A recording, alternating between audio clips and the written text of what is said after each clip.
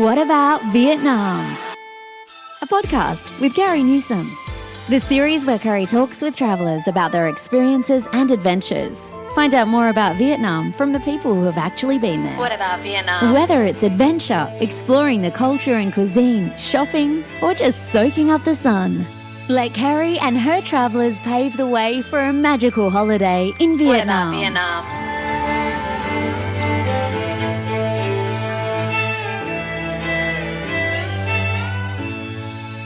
Xin chào and welcome to What About Vietnam.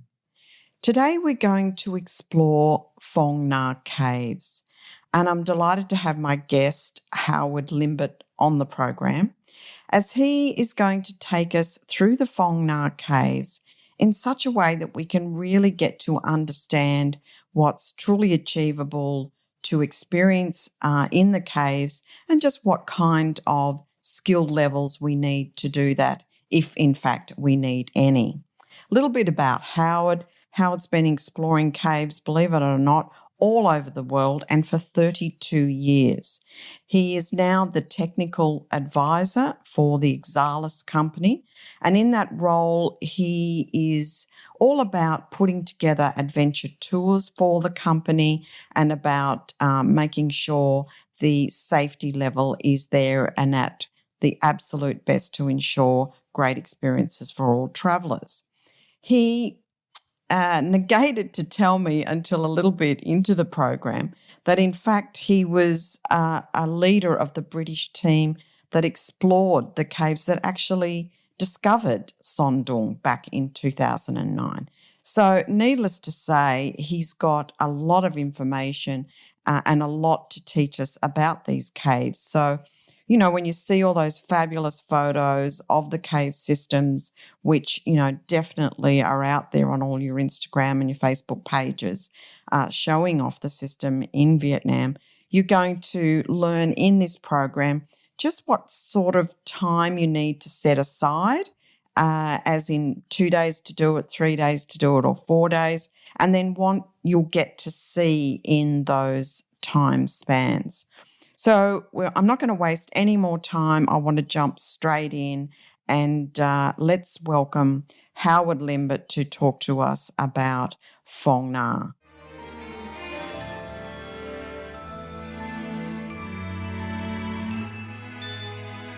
Phong Nha is the name of the village where everything is situated. It's named after the cave, Phong Nha Cave. And that was all that was known for many, many years because they used that particular cave in the war. Many of the boats from the military used to live in the cave, and there was also a hospital in the cave. So that was what was known for many years about Phong Nha, the village. There was this wonderful cave. And we came along in 1990 and explored Phong Nha Cave, 10 kilometers long, one of the most amazing river caves in the world.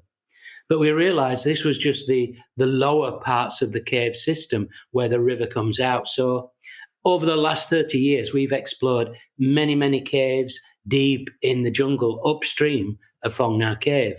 And what people will know about is Son Doong Cave, the one that we were lucky enough to discover and explore in 2009, the world's largest cave.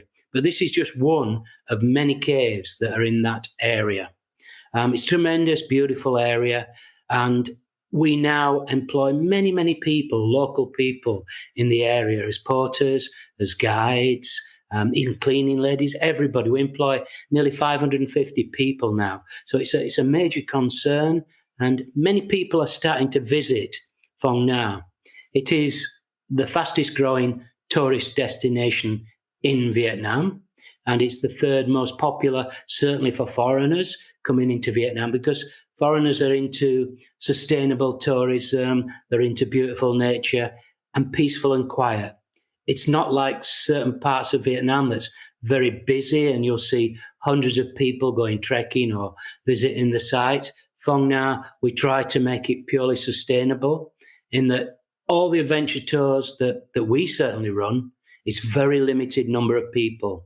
So we usually have group sizes maximum of 10. So when you go into the caves, when you go into the jungle with your team, your group, you'll only see those people in general. So that's a great feeling for people. They feel like they're going somewhere special rather than hordes of tourists. And we'd like this to continue for the future. And it seems to be doing well, this type of tourism. Absolutely. And I can remember I did a Vietnam National Administration Tourism Board roadshow with their team from Vietnam over here in Australia. Yeah. And one of the first slides that they put up was the Son Doong Cave. So this is like back in 2017. Mm-hmm. And, you know, whilst I'd been travelling back and forth to Vietnam since 2007, this was the first I'd seen of the cave, and just that imagery, and the whole audience, their jaw just absolutely dropped at just how amazing it was. Maybe tell us a little bit, Howard, you know, the kind of numbers that, you know, across each of the tours, and we're going to get into the individual tours. But tell me, you know, how many people are visiting Phong Nha Caves in a year these days? Well, in Phong Nha and the caves, we've got two what we class as mass tourism caves. One being Phong Nha Cave and the other being Paradise Cave. And they attract many, many people, but they're tourist caves. They're lit up. One of the caves you go in a boat and they walk through, and it's a beautiful, superb tourist cave. And they will take maybe 500,000 people a year into those caves. We're not in that type of tourism. We're into sustainable, limited adventure tourism. So people who want to see nature, it's not lit up. There's no artificial paths. It's purely adventure. So it's real caving. And we're taking over 20,000 people a year into all these different adventure caves. In fact, more people go caving, proper caving, like multi-days, in Phong Nha than anywhere in the world. Not just adventure tours, this is anybody going caving. So more people go caving in Phong Nha, Vietnam, than anywhere else at the moment. We're really lucky in that these caves are perfect conditions. It's not like caves in Australia or caves in the UK, where I'm from, where it's quite cold in the caves and quite small and can be miserable at times, some super caves. But here, they're generally very big, and the water temperature is usually around 24 to 26 degrees, and the air temperature in the cave is always, winter, summer, 23 degrees, which is wonderful, perfect temperatures. It's like Americans say, it's like California all the time. So it might be 40 degrees out in the jungle, sweaty and hot, but once you get in the cave, it's like having air conditioning. It's just perfect. So we're really lucky in that this part of Vietnam is just perfect for caving, for people who don't really want to rough it too much, because we generally do a high standard of adventure. We look after people, and the quality of the equipment and the food is really, really high class, and people appreciate that. Yeah. Well, actually, I think you told me a bit of a funny story before we started to record, where you said one of the things that we have to impress upon people is to not eat too much because the food's too good. It is. I mean, it is too good. Many people come at Sundom. I've really come here as well, but I'm looking forward to losing some weight. And I said, well, you've no chance. You really have to be strict to lose weight on this tour, because you'll have like choice of 10 dishes on an evening. I mean, it's serious good food, and there's a lot of it. You don't have to eat it all, but when you've had a tough day and you're in an amazing time, people tend you're hungry. You get a little bit hungry, yeah. Yeah. So it's so important. We always have two chefs on each tour, and they've been doing it a while now, and they know what people want, and they know what I want. But like when I came to Phong Nha, it was very, very basic, like incredibly basic.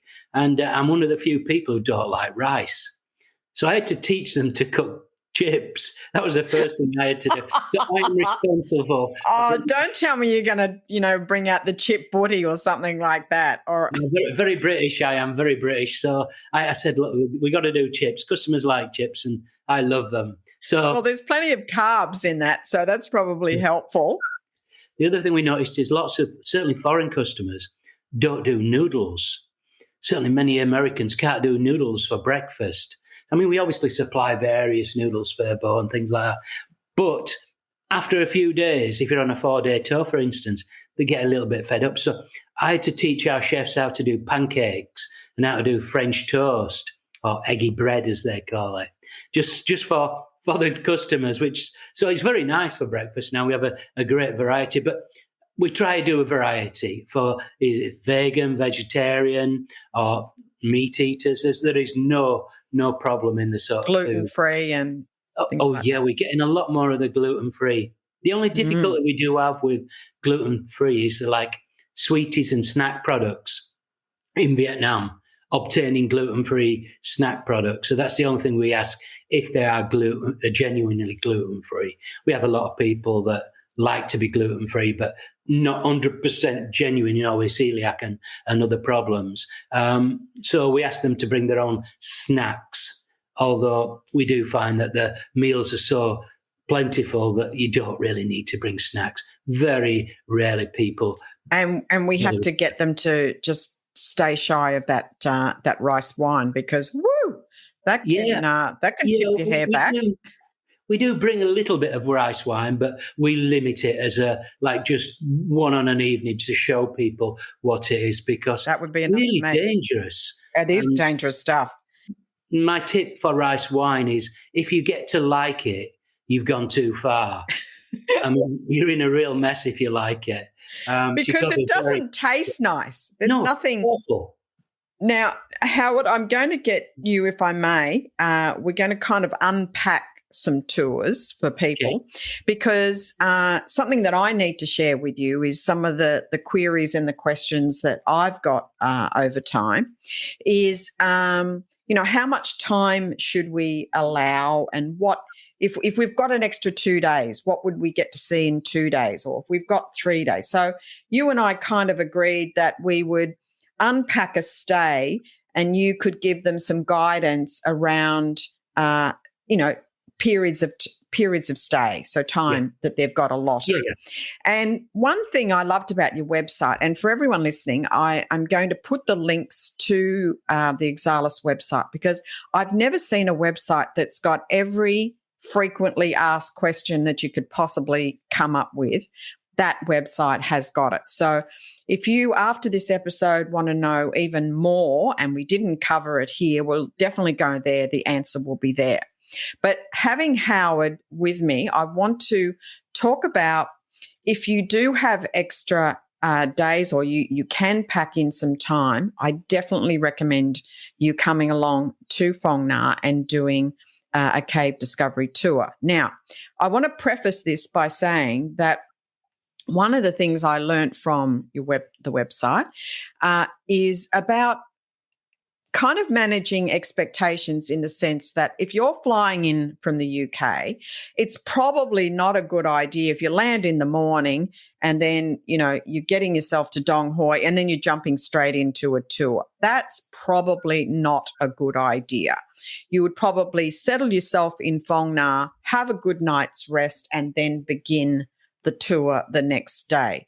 So, 99% of people, have common sense and would apply that, but some kind of think, they'll be fine and whatever. We would really recommend that you allow that day before and that day at the end. So when you finish the tour, stay a night, and as my friend Ben Mitchell says, come to, one of the places in Phong Nha, have a gin and tonic, come and say hello to some locals and chill out, and then take your journey home.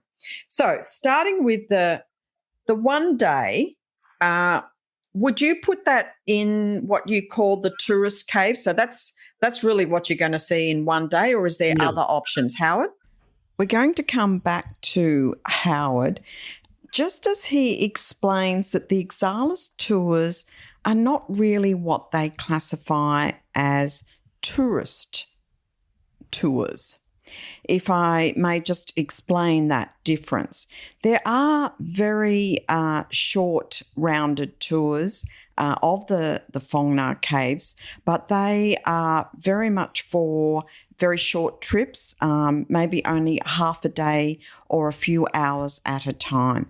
These are not the tours that we're going to be talking about on this show. I just thought I'd jump in there to give some explanation, and Howard's going to go into a little bit more detail with that just coming up right now.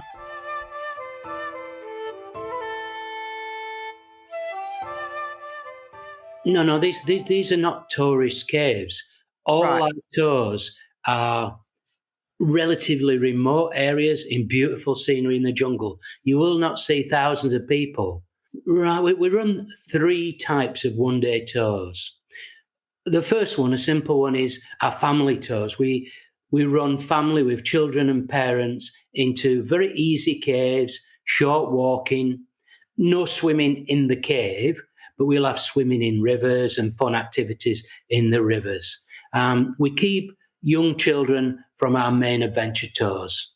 We don't want children involved in those, but we have some caves that we specially set up for children. Short through caves, which they'll find very, very exciting and the parents will like, but it's not a great danger and they can be well looked after. So we have that family tour. So family tours are basically into Tulan area and we look after them in specific caves. And they're really, really popular for family groups. Okay. For people over 16 years of age, we have 2 types of tour. We have a relatively easy one-day tour, which includes swimming in a cave, jungle trekking, and a dry cave. It's lovely, lovely tour. It's like an introduction to our tours. We also have a more difficult one-day tour, which involves a lot more difficult trekking, and you've got to be relatively fit to do this. You've got to have done some trekking and walking beforehand. It's a full, long tour. It's to caves called Hang Tien, very spectacular, massive cave. And there are 3 one-day tours: family, Tulan one day, Hang Tien one day. There are 3 one-day, and that's a good introduction to Phong Nha. So if you've got really limited time, do these tours. You'll enjoy them. People love them. However, I would recommend going longer. You get much, much more value. And not only that, you see the place and you interact with the local people and get more out of it. Go as long as you can. Absolutely. Okay, so let's talk about a 2-day tour. So this is an overnight in a cave, yes? Yeah. Okay. These are all overnight, not in a cave. Some are in caves, some are camping next to caves, next to waterfalls and jungle. And we have 4 different 2-day tours. Okay. They're all very, very popular. In fact, these were probably our most popular tours pre-COVID. We now find post-COVID, people are wanting to do longer tours. Everybody wants to do 3 and 4-day tours. And a lot of people now are doing 2-day tours and doing 2 2-day tours together. They'll do a 2-day tour, come back to a lovely hotel, rest, and then do another 2-day tour, which is a great idea for variety. And it's really, really popular. So the 2-day tours that we run are all really special and very different. The first one is called Hang En, which has got a massive wow factor. This, in fact, is the first day of the Son Doong tour. So this is where the Son Doong tour goes on the first day, because the only way to Son Doong Cave is to actually go through Hang En Cave. It's a massive cave, huge cave. In parts of it's 200 metres wide, 140 metres tall. And you camp inside the cave. And it's got a spectacular large pool where you camp. And there's daylight coming in. Like I say, it's the 3rd largest cave in the world, and this involves around 22 kilometres of trekking in and out. Relatively easy. We only class that as a moderate sort of difficulty. The trekking is easy, incredibly beautiful. The swimming at the campsite inside the cave. And we have this open from December until the early September. So during the rainy season of mid-September onwards to and October and early November, we cannot go in this cave because there's a very large river hence why Son Doong is the largest cave in the world. That sounds great. There. So that's one of our most popular 2 days tours, because when I say a wow factor, I mean a wow factor. Photography is outrageous in this cave, very easy. We did Peter Pan film there. Neverland is part of that cave.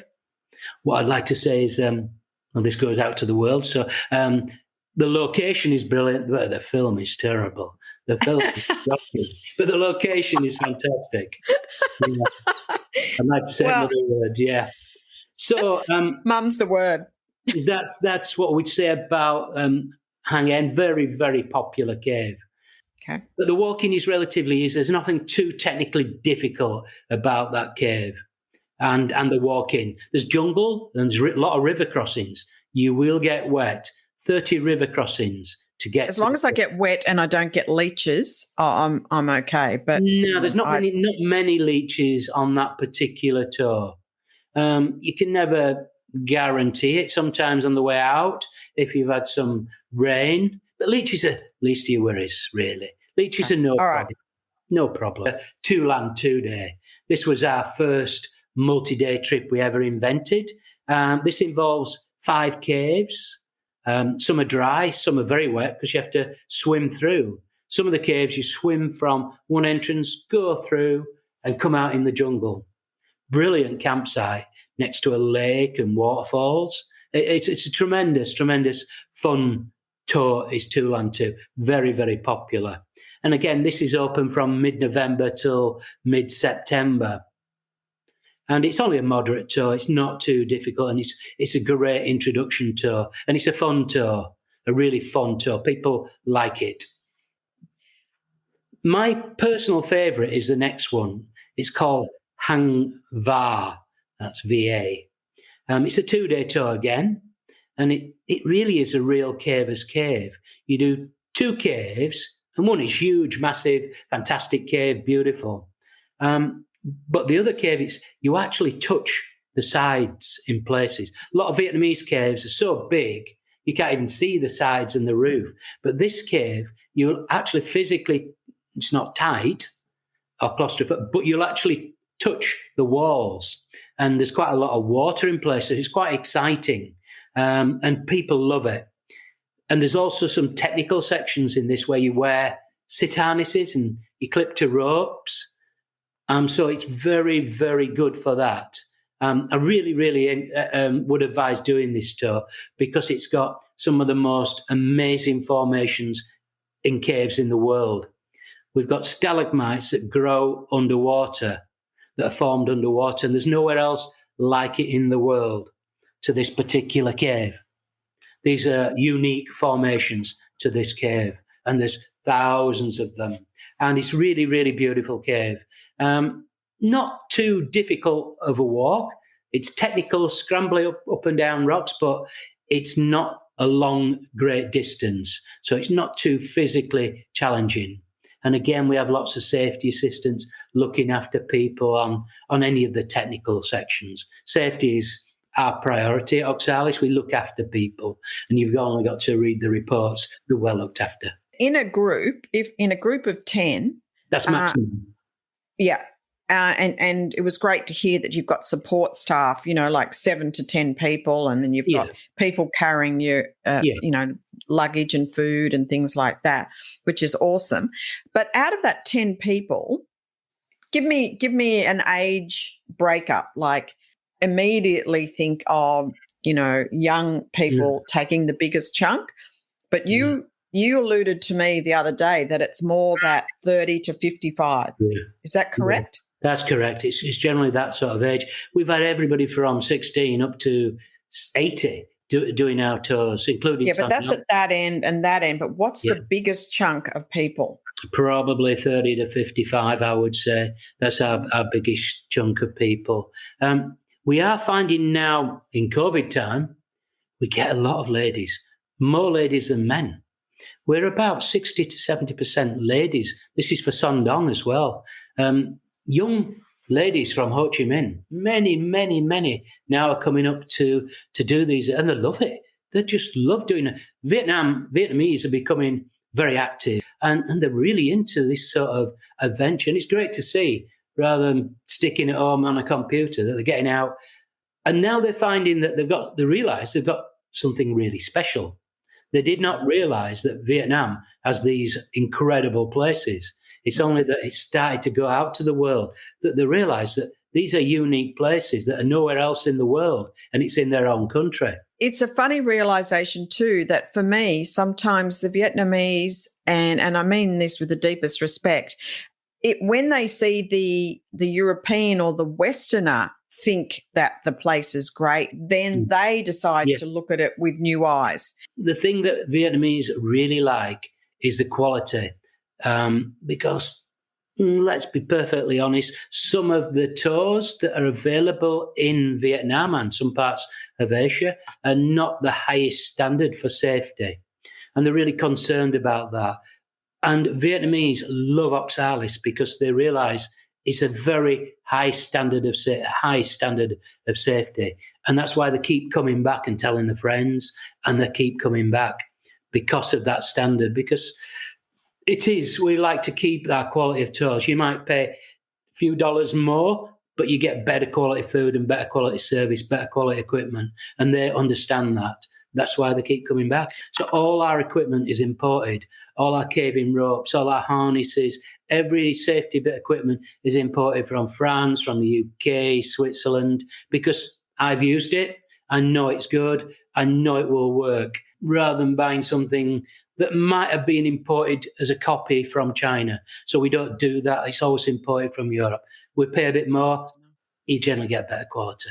Yeah, we've got Hang Tien 2 day. This involves 3 really big caves, some of the biggest caves that we do outside of Son Doong. There's no swimming in this particular tour in the cave. So this appeals to some people who are not the strongest swimmers, but we do have rivers and pools by the campsite, so it's very nice in hot weather to go in there. But actually in the caves, some people are a little bit worried about swimming in caves. Other people love the idea of swimming in caves. So this is a tour that's very popular. People a little bit apprehensive. We also have, if the river is high inside the cave, we have a flying fox, which is quite exciting. You know, you put harnesses on and you're 15 metres above this roaring river, and you clip into 2 big stainless steel wires and you zip across the river, because you can't cross the river in high water. So we look after the safety there. That's very, very popular. It's quite a tough tour. It's not an easy tour. It involves quite a difficult walk out. But, you know, people like this sort of thing. They like a challenge. They don't like just to stroll in the park. They like to feel they're doing something to get to these fantastic places, rather than drive into them and just seeing them snap. We're looking for people who like nature. We're not after people who just want to take a single picture and walk out. We're after people who enjoy the whole experience, mixing with the different cultures, the porters, and seeing people and enjoying, after you've had a meal, having a bit of a chat and fun with the porters. And this is why it's so appealing to many, many people throughout the world. 3 days, Howard. So we've got a little bit more time. Well, 3 days now are becoming our most popular tour. People realise you see so much more. Longer you've got, the better. And we do find now people who are coming to this part of Vietnam, central Vietnam, realise it's the best part of Vietnam for nature. So they book their tours, most importantly, they book them beforehand, and then the other activities are around this. So our 3 and 4 day tours are our most popular tours. So you've got to book in advance, really, for these tours. You can't just turn up and go on a tour. And people decide to do these tours, and then they'll book the Hoi An, Halong Bays, etc. around this. And so many people are so disappointed when they go to the other places and say, I wish we would have stayed longer. We should have done another tour. Because it's what they think Vietnam is. You know, it's peaceful, beautiful people, very clean, very tidy. And once you go to the other places, they tend to be a lot more touristic and a lot more people around. They're beautiful, there's no doubt about it, beautiful. But if you're into nature and wanting to see genuine Vietnam, try and spend a bit of time and book in advance. So our 3 day tours, which are very, very popular, give you more time to see the places and a little bit more relaxed. And the first one is the Lan 3-day. So this involves around 7 caves, all completely different. Some are dry with fantastic formations, great photo opportunities. Now, I must mention this now, in that all our caves, our guides, every guide, you'll always have an English-speaking guide. On every tour, fluent English-speaking guide. They are absolutely top class at doing photography. So many people now come along with a cell phone. We can get wonderful shots for everybody because we bring special lighting into the caves. And we've done a lot of teaching of our guides how to do photography. And our guides have become particularly good at getting excellent photographs in caves, not just selfies. We're talking wonderful shots of the cave. So this 7 caves, is this dry and wet in dry and wet. caves? Some caves are absolutely dry with fantastic stalagmites, stalactites, everything there. And some are wet where you'll be swimming through the caves, going all the way through in rivers. And it's great having this variety. And this is what's popular about it. And the campsites on this particular thing are deep in the jungle, always next to a river, pool and waterfalls. So on an evening after you've done your caving, dive in the rivers, swimming, have a bit of fun. We often have paddle boards and things around so people can enjoy themselves. Because as you know, Vietnam is quite warm. Certainly after March, you want to be in the water. It's really, really nice. You don't worry about getting cold in Vietnam. Never. And all our campsites are spectacular. I have been cold in Vietnam, but in the north. Yeah, in the north and certainly around January can get a bit chilly. Yes. It's definitely glamping. The super tents, big foam mattresses, really thick. It's like on a bed. You have a pillow, a lovely bed. I mean, it's all made up, ready, clean every time, new every time that you go in. Perfect. I hope you're enjoying the show with Howard as we explore the caves. We're now going to start to talk about 3 days and 4 days in a tour program with Exalis. And, in this area, we start to maybe expand a little bit into the jungle experience, the caves themselves, some of the experiences that you can expect to have around campsites, etc. Howard's going to give us plenty of detail and, of course, the piece de resistance, the Son Doong cave itself. Please stay tuned. Lots more to come.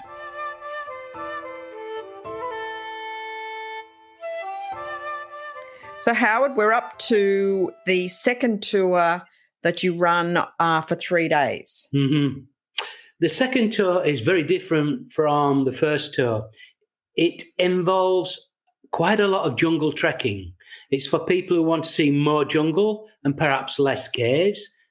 We see 4 caves on this tour, and they're really big, impressive caves.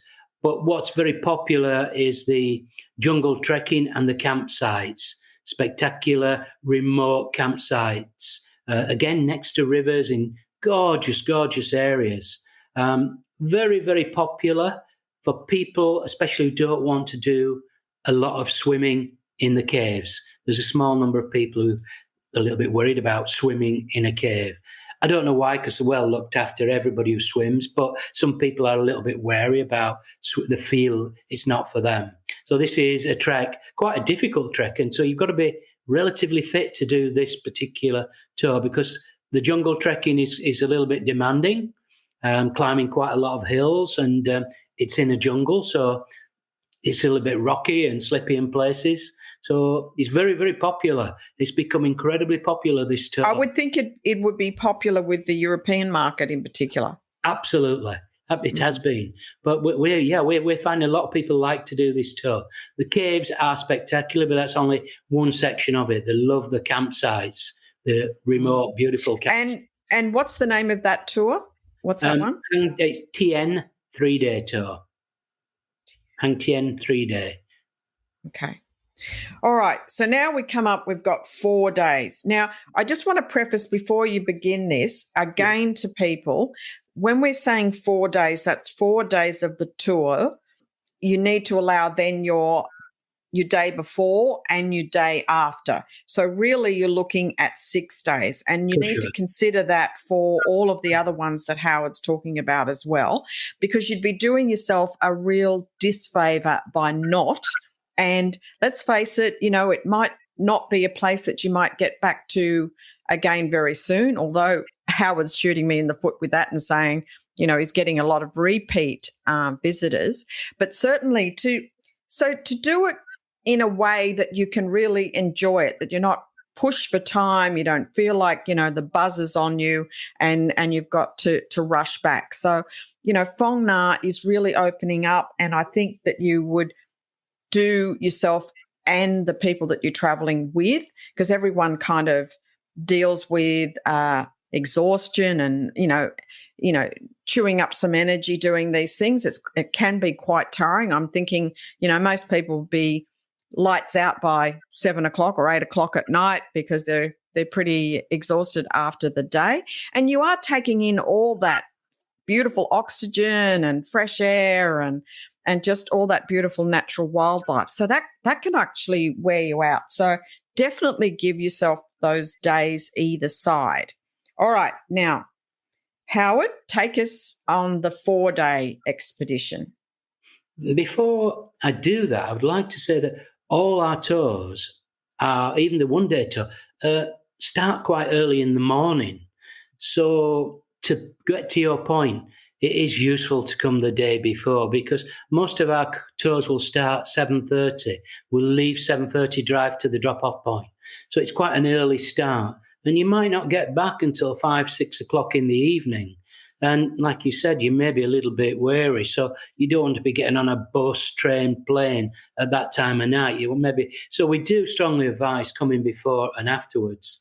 And all our 4-day tours, which it leads on to, we supply a hotel resort before and afterwards as part of the tour. So that's included in it? It's all included, including pickup from Dong Hoi, the airport, the train station, wherever. Yeah. Pick up and drop off, everything's included from once you land, everything's included all the way to... This is your 5-star tour, isn't it, really? Yeah, these are the top tours, the 4-day tours. And because the 4-day, you really must be there the day before. And you really don't want to be leaving that evening because, you've had a full 4 days. And all 4-day tours, well, we have a party afterwards on all the 4-day tours, and that would have as Vietnamese call it, a gala dinner.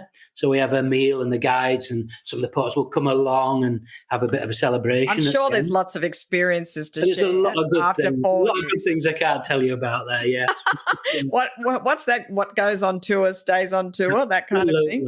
Absolutely. Yeah, for sure. With Son Doong tour, that's slightly different in that you must have a briefing the night before the tour. We have to go to make sure people understand what they're going into. So we have a full briefing, which lasts about 45 minutes, an hour. Then we have a meal with all the customers before we go. It gives them an introduction, what they're going to do, because you never know. People don't always read. I can't believe that people don't read the website and the frequently asked questions because they're paying a lot of money. I would ask questions. I would look at the website. People come along and they've no idea. Why do you think I'm doing a podcast, Howard? People just don't do it. Yeah. Well, I'm hoping the podcast is an easy way for people to consume the information in a way that's, entertaining without, too dry and too boring, etc. But they get the important points across, and then they can go and delve deeper. There's enough Google out there for everybody to go digging away and getting all the nitty-gritty. And that's not what my podcast is about. It's about talking to real people with real experiences, and that's why I'm loving what you're putting down. So talk us through those 4 days. What options? Okay, we have 3 4-day tours. These are very popular, and I'll do the first one, which is Son Doong.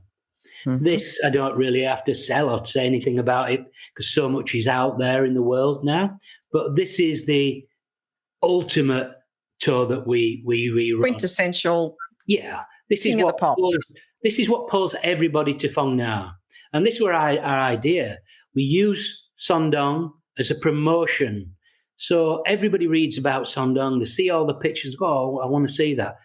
But they can't afford it. They don't, so they come along and do the other tours. It's like Nepal, Mount Everest. People come to Nepal because it's got the biggest mountain, but they'll go see other things. Very, very similar thing we tried to set up to promote tourism in the area, and it seems to have done very well. But it is the ultimate tour. It's in the world's largest cave. But this is not what people will leave and talk about and tick, I've done the world's largest cave, because it is absolutely unique. There's nowhere else like it in the world. In the cave, you get situations that you will not see anywhere else. You see jungle and animals inside the cave, big jungle inside the cave. Now, that normally doesn't happen in caves because there's these huge skylights come in. Incredibly spectacular and special. And what animals do you see? We see everything from, we have our own species in there. We found 7 new species in the cave. There's only in Sundom, nowhere else in the world, such as certain white fish, white spiders, white centipedes, white crayfish, white, what else? They're all white, basically, white things. There's 7 things. They're generally small, obviously, because they've got to evil look. There's not many creatures. Very clean is Sundom. Amazing. There's no bugs, any nasty things. It's because of the 2 big holes in the cave, and that allows wind to come through. So it's always pristine. So you expect when you go in jungle and caves, it'll be horrible, nasty creatures. No, there's very, very few in all our caves. They're all spectacular like that. Everybody's really worried about, will there be mosquitoes? No, you don't get any. Perfect. For camping, it's really, really good. That's gold for me. I mean, I've been in a lot of caves that you won't want. Mosquitoes carry me away. Yeah, they're horrible. No, it's really, really nice. So, I mean, it's really, really special. Sundom is the number one. I do believe it's the number one adventure tour in the world.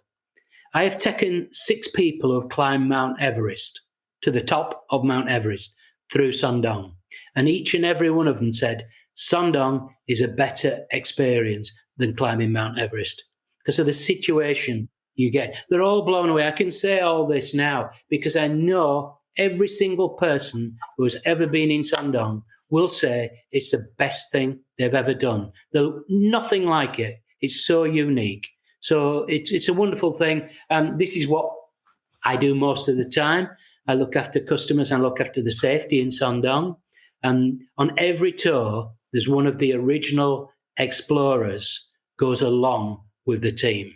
So myself, my wife, or some of the original team that first explored Sundom will go as a safety expert. So we can tell stories about how it was explored as well as looking after the people. I'm just so excited when I realised that you were part of that English group of explorers that actually discovered the cave. That is kind of far out unreal as it is, because I've been reading about this stuff for years now and talking about it at promotional events and things like that. And to think that you were that was just a little bit of fine detail, Howard, that you could have kind of just expanded on from the very beginning when we started talking. That is just incredible. Who discovers caves these days? I mean, there's a lot of the world that they think there isn't anything else to discover. And here you were in 2009, and as I heard, stumbled into and found this amazing cave. I mean, I've heard descriptions as in that you could fit Big Ben inside it. Is it that? Easy. Yeah, it's huge. One place, it's 440 meters tall. That's quite big. How many story building is that? I have no idea. People will ask me. I have no idea, but I just know it's huge. 440 meters. I'll ask my husband. He'll know that. Yeah. That's the height from the river to the top. That's the height. And from beginning to end, how long is it? The whole cave is just over 9 kilometers long, and we take customers around 7 kilometers of that cave. We don't do all the little side passages. We do the main, huge, impressive part of the cave. there's a lot of variety. It's not just it's not a walk in the park in Son Doong. No. So what's that level of difficulty? Let's talk about that. That's our most highest level of difficulty. Highest, yeah. The highest we do, because there's technical sections. There's a descent of 80 meters that's quite steep, and then there's an ascent of 95 meters. So you're using technical equipment. You're totally safe. You're on lifelines all the time, but you've got to put a bit of effort in yourself. It's nice if customer does a little bit of effort and we don't have to pull them all the way up these climbs. And people like to do it as a challenge. So we do help them, but we like them. I bet they find a few muscles they didn't know they had. Yeah, they ache a little bit afterwards in places. You know, it is, you use different muscles in caving. And it's not all big and walking. Some of it is smaller, where you have to go through little climbs, and we do a lot of up and down. It's not flat. There's a lot of up and down and rocky terrain. And it helps if you've got a little bit of sense of balance. If you've got balance, that's good.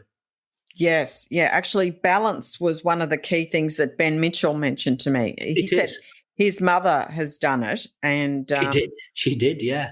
Yeah, and he said that, you know, she struggled a little bit, but he said for the most part, her feedback to him was, you've got to have good balance. Yeah. Like if you get, yeah. That's so no middle ear problems or anything on the day. No, it helps not to have that. I mean, what we find is small people do better than tall people because they've got a lower centre of gravity.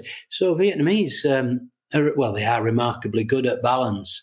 I fit in with the Vietnamese really well. I'm only 5'1". It's really easy if you're small. I mean, I'm small. It does help. It does help being smaller. I can understand the revelation that you would get, like the adrenaline and all of that an experience like this would give you. So I hope I'm transferring that through this podcast, because I think that would last for ages after you finished it, that you would just be so high from it. Well, all the caves in Phong Nha are all big. There's no small caves. They're all large caves. So there's no claustrophobic problems and things like that. It's in a different scale. You know, the place has got the largest caves in the world. It's the number one caving area in the world. A few final facts from Howard as we wrap up the show, and finishing off with the Son Doong cave itself. A little bit of insight also into just how tourism is working in the area in a very positive way, just the impact that Oxalis as the main tour company to be running these tours. In fact, you cannot do Son Doong with any other company other than Oxalis. So while you may think that this show is actually an Oxalis advertisement, it's not. But I feel very lucky, very privileged to have Howard on as part of the expedition team that did discover Son Doong and give us the insights into the tours that Oxalis run. Let's get back to Howard now as he concludes our episode on the Phong Nha Caves.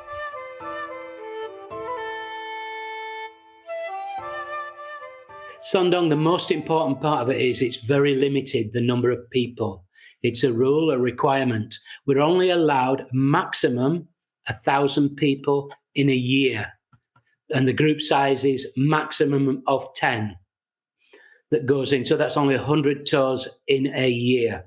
And you've got to book ahead. It's not something that you will be able to come along at the last minute.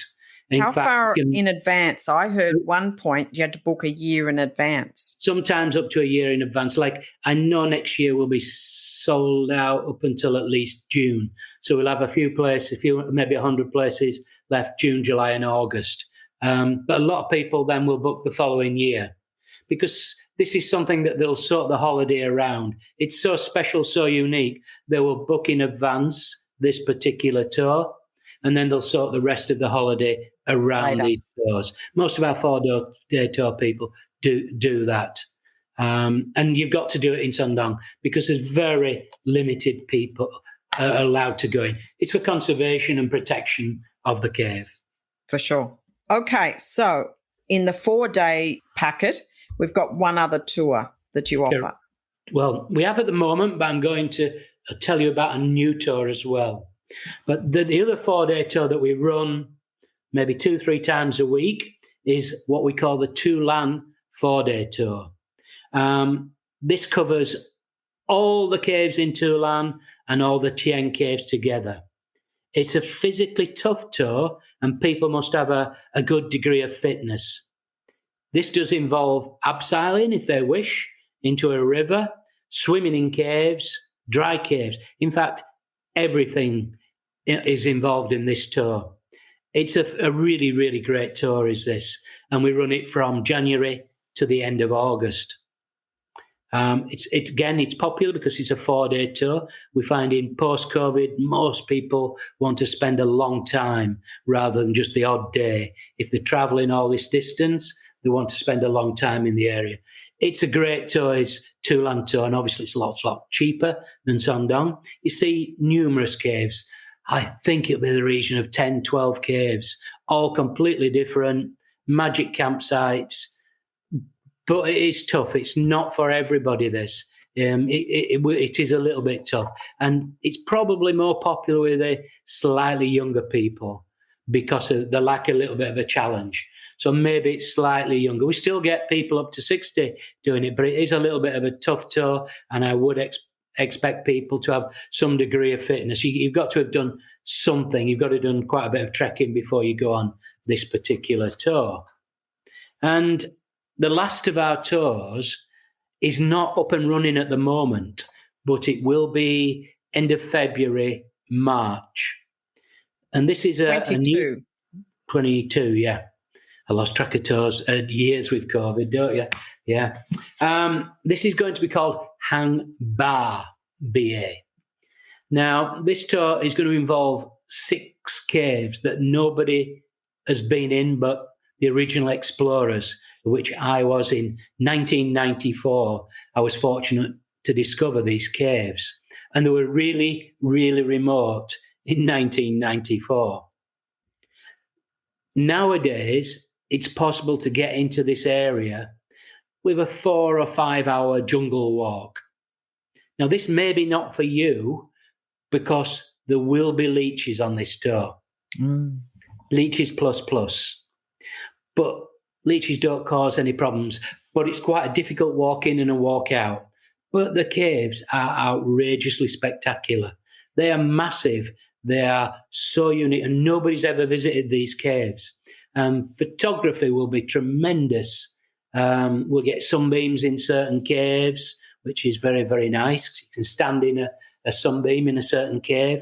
Again, lots of swimming in the beautiful valleys, campsites, really specky campsites next to beaches. And again, we do have paddle boards, so people can use paddle boards at the campsites and in certain parts of the cave.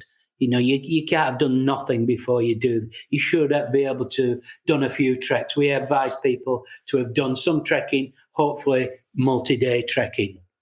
So if you've done that, you'll be fine. I think this will be the most popular tour after Son Doong. I think it's fabulous position.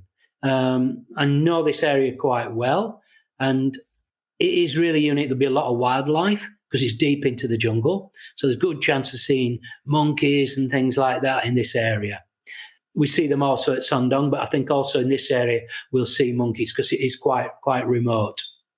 So I've got a great hope for this tour, and I'll be amazed if when people go on the tour, they don't come out and are blown away by it. Really blown away. So this is going to be brand new. So this is for starting February, March 22. Yeah, okay. I've got to get back to Vietnam and get in the jungle and set it all up. We've got a good idea. We've done a bit of work last year, but it's the rainy season at the moment, so we cannot get into the jungle. As soon as the rainy season is over, by the end of November, we will go in, set up the camp, set up the area, and work a proper 4-day tour for people, which I guarantee will be spectacular.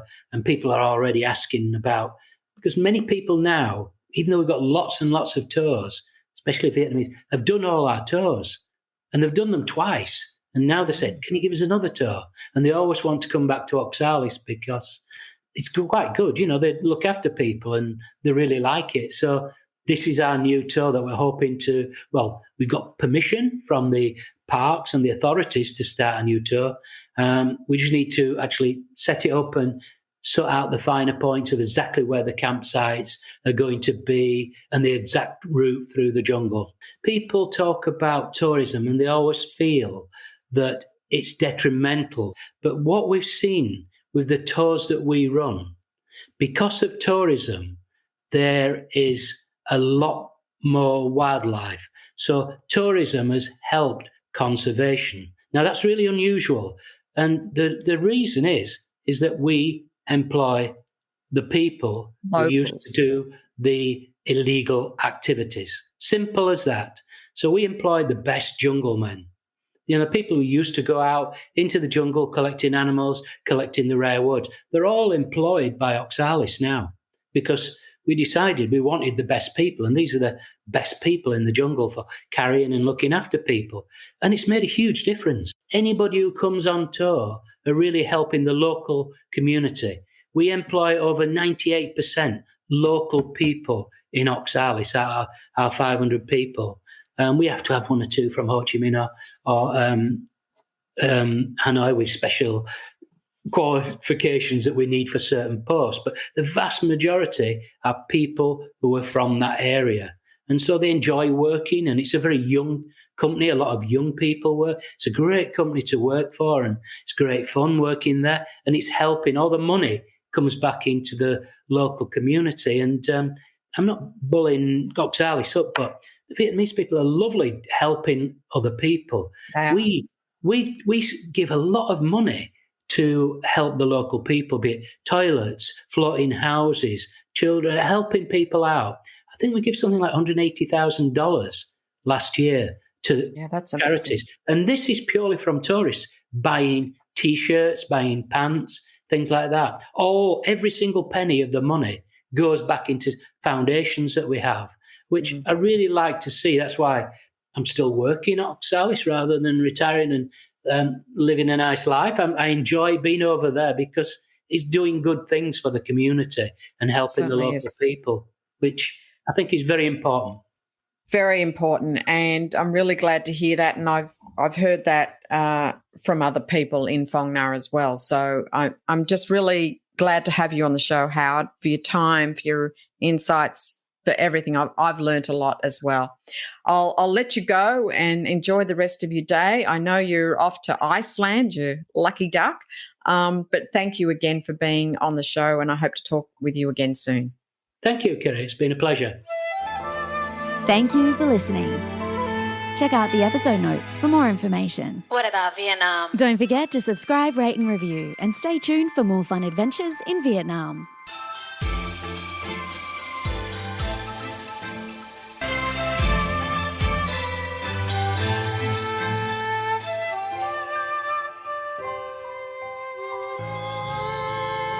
What about Vietnam?